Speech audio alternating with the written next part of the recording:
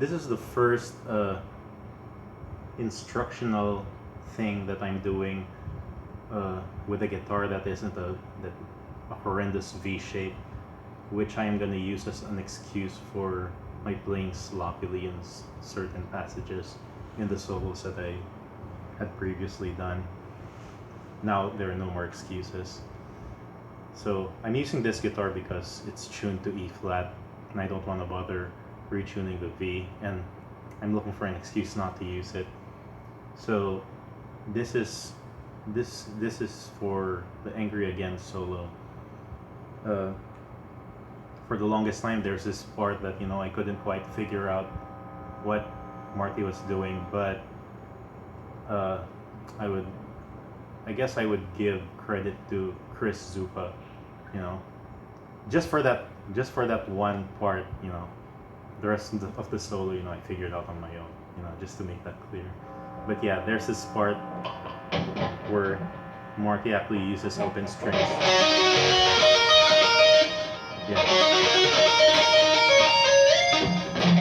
So I never thought that Marty would do something like that. It doesn't seem like a very Marty-ish lick, and maybe it was Dave who came up with that idea, and then Marty just integrated it or something. But it's not a very Marty-ish thing to do. I would know.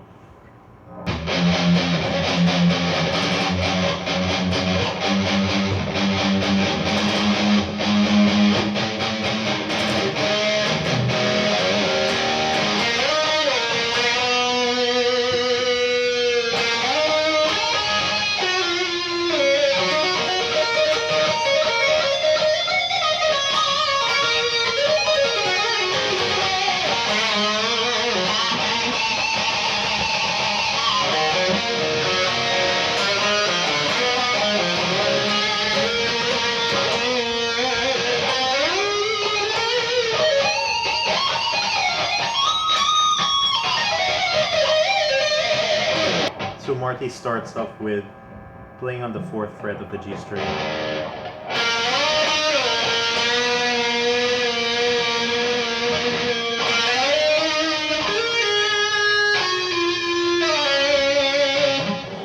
And then plays open G string along with the 9th and 12th fret of the G string.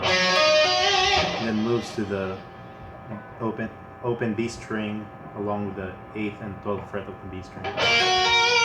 And then on the high E string, he plays the open string and the 7th and 12th fret. And then he moves that to 7th and the 10th fret.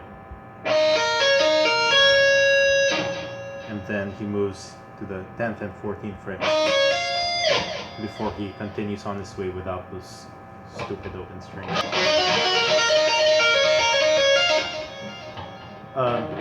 I don't pick all those notes, so it sounds more fluid and it's easier to do. It sounds less wrong, I guess, that way. And then this is how I do it, although Marty probably does it in a more straightforward way. But what I do is I actually play here in this position instead of here, the typical E pentatonic position. Instead, I move up here. I'm not very exact. I'm not very precise with whatever notes are being played there.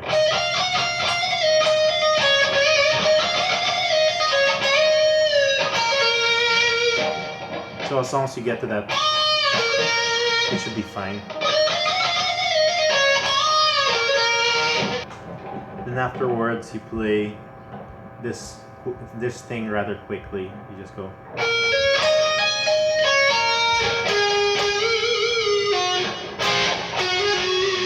It's supposed to sound like this. You're supposed to give this note a lot of emphasis.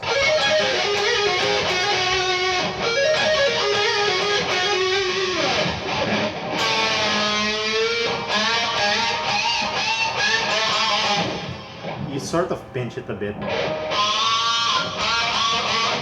Although live, Marty seems to just hold that note. but on record he does.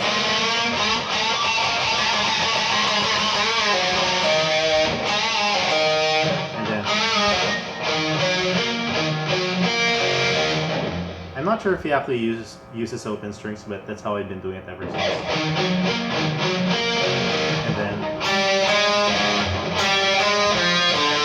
And then moves that up a minor third to the 4th fret. And then the key shifts to F sharp, so plays, you know, with an octave hit. And then he bends from here. He bends from the D string. And then the next note, this is how I do it. So from this C sharp note of the G string, I move up to A, the 14th fret of the G string. And then you could also play like that, but I don't know. On the record, it sounds more like he's playing with the same finger. You know, there's sort of a disconnected feel to that part.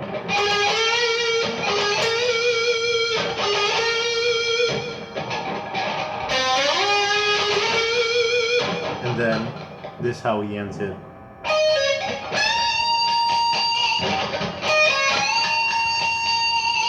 And then I move all the way up here, although it's rather difficult. You could also do it here. But there's more of a bite to it, I think, doing it here, although it is kind of more difficult. So you play, and then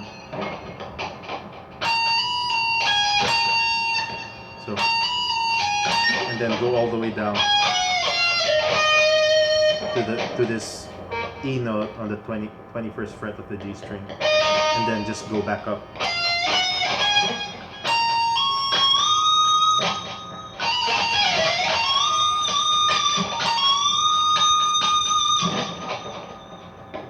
So when you go back up, you don't bother playing the C note anymore. It's just